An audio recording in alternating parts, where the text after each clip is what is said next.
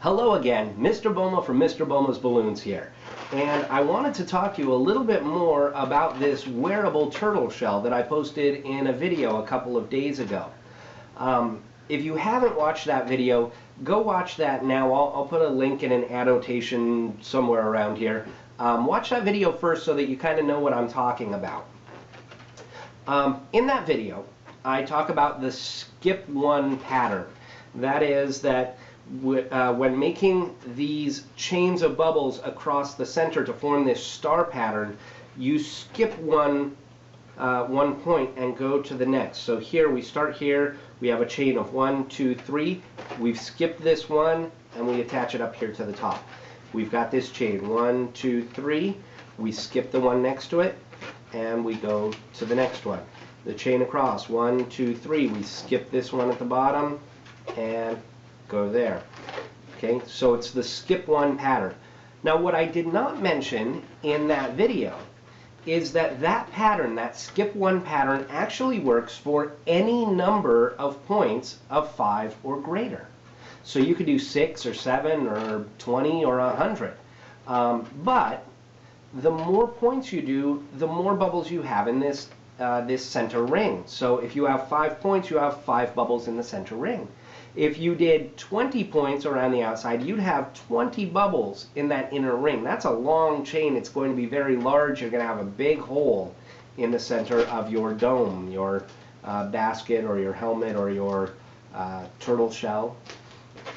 So, but for smaller numbers, it's still feasible. So let's take a look at one made with 6.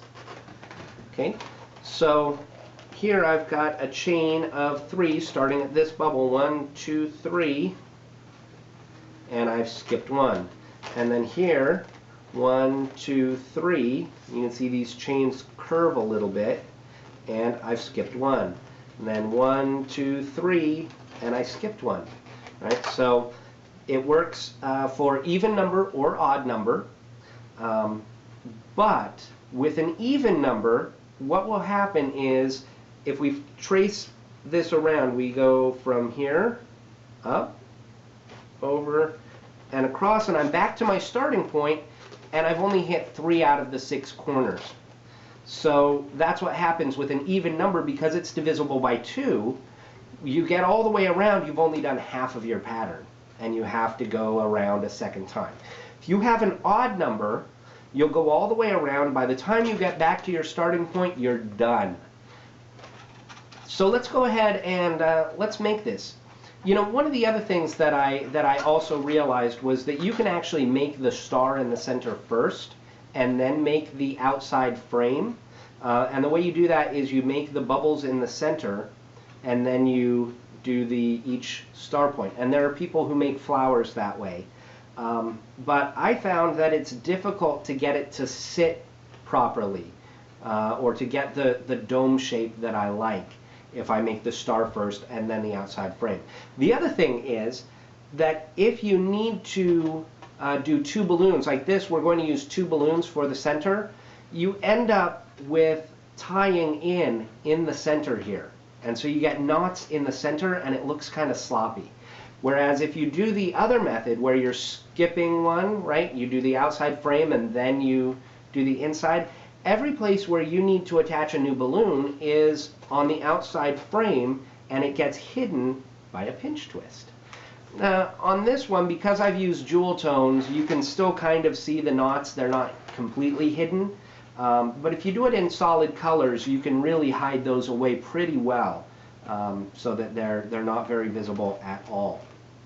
Okay, so let's go ahead and do this. I apologize, I am going to use jewel tones for this. I hate jewel tones. I know you hate jewel tones. The whole world hates jewel tones. They're pretty, but they're also really squeaky and they pop a lot. So I will try not to pop any while filming. Why do I have jewel tones if I hate them? I won a raffle. Yay, lucky me. At a balloon jam. And I won the raffle, and it's kind of like, you know, one of those lotteries that you don't want to win. Hey, congratulations, you're the virgin that gets sacrificed to the dragon. Or you get to be in the Hunger Games. Woohoo! Yes, I did not volunteer to be tribute, but I'm stuck with the jewel tones, so that's what we're going to use. All right, we're going to start with the outside frame. And, you know, normally I don't burp my balloons very much. With jewel tones, I burp them a little bit just to make them a little bit softer. And I also tend to squeeze as I go along, just so that makes them less likely to pop. Okay. We'll do our 6-sided figure. So, pinch twist. I'm going to do a hand and a thumb for each side. And again, I'm squeezing as I go to make these just a little bit soft.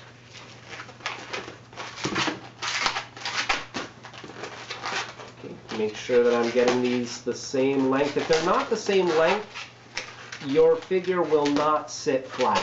It just, especially the more sides that you put on this, the more points that you put on, the more unwieldy it's going to be, and the more important it is that the sizes of your bubbles are the same. Because if they're not, you're going to wrestle with it for hours to get it to sit the way that you want it. We've got three sides.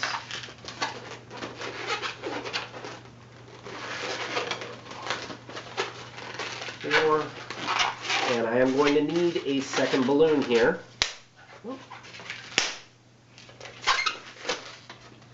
I always like to tie off after I break off, and then sometimes if I've got a lot hanging off like that, if I'm actually working at a party or in a restaurant, I'll cut that off with my cutter so that I don't have a dangly.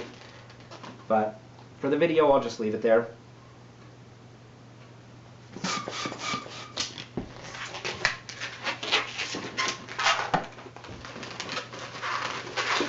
Now, like I said, all of my attachment points are going to be at these pinch twists, so it will help hide away the attachments.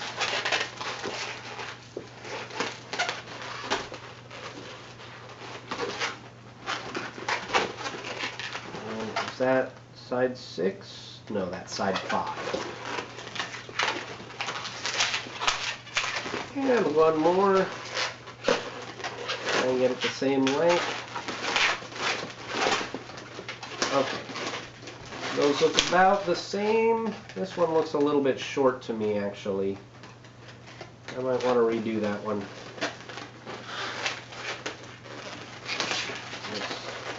Yeah, definitely a little short. Definitely.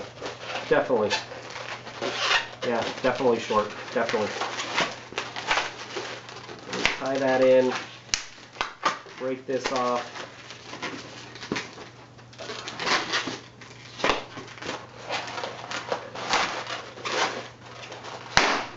Okay. Hopefully that won't deflate now. Okay. They're all about the same length, I think. We'll grab our yellow. We are going to need 2 yellows for the inside. When I attach this, I'm going to pick one of the points that does not have, you can see this has kind of a mess, maybe you can see that, kind of has a mess of balloons already there. I want as few connections at each point as possible.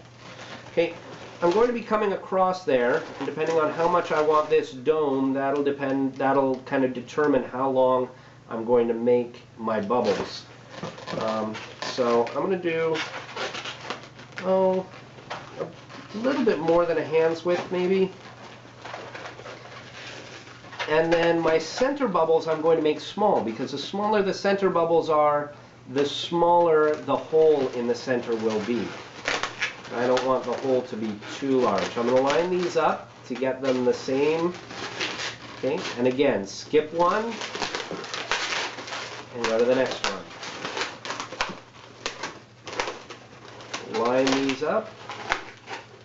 Get them the same length.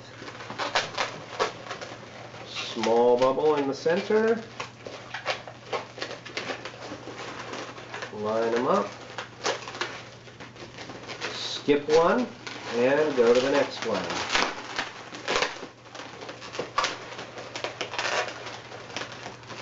Oh, I might have underinflated my balloon. I think I did.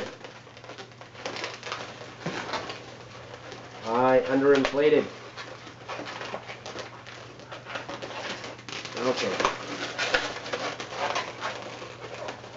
Alright, so now you'll see I've gone once around, but I've missed 3 points. I've only gotten 3 out of the 6 points.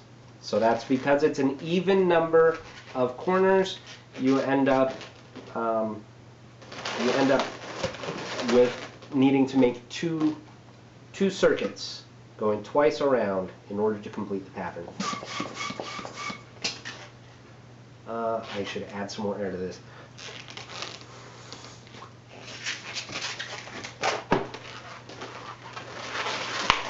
I underinflated the first one.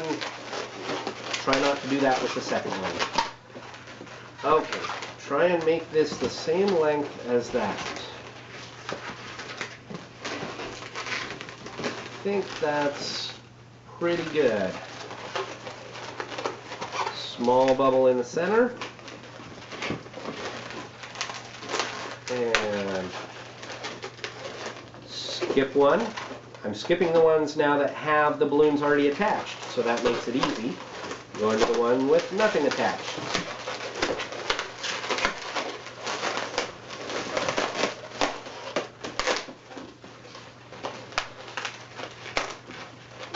One, small one, smaller one, wrap it in.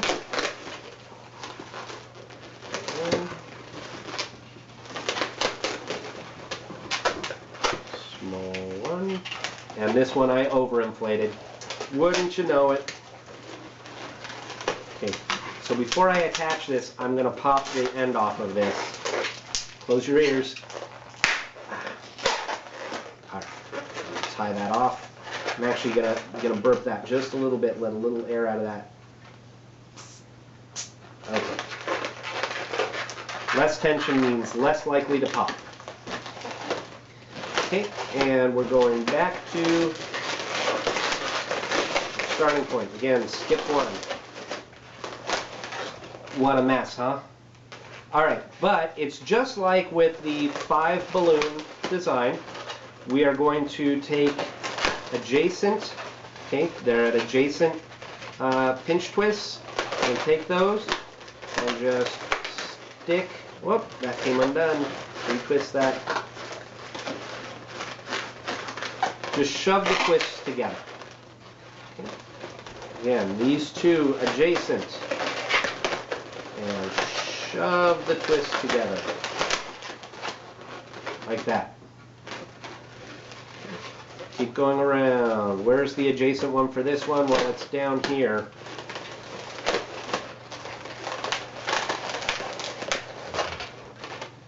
Let's see if we can get this. Oh, and it came untwisted. Like I said, the more corners you have, the more unwieldy this gets. You pull this through and over. Okay. Take those two adjacent.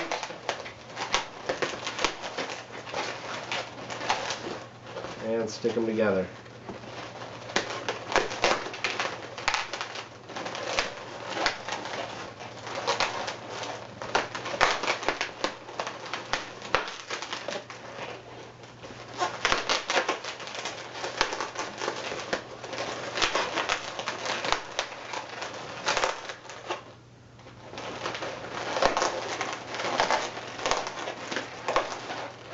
Okay.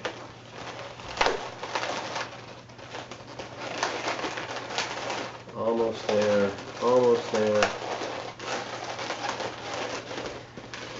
All right. I think I've got it.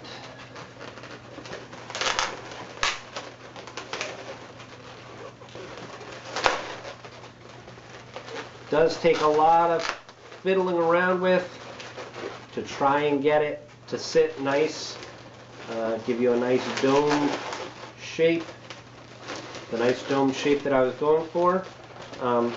If I had made these shorter, right? These side pieces, make it shorter, it'll sit flatter. So what could you do with this? Well, the same thing that you did with the other one. You can make it a turtle shell. You can make it a wearable turtle shell, or you can make a turtle out of it. You could use it for a basket or a hat, maybe a dress if you were to make it even longer so that it was more of a cone shape. You could maybe make a dress with that. A shield, I think this would make a great shield.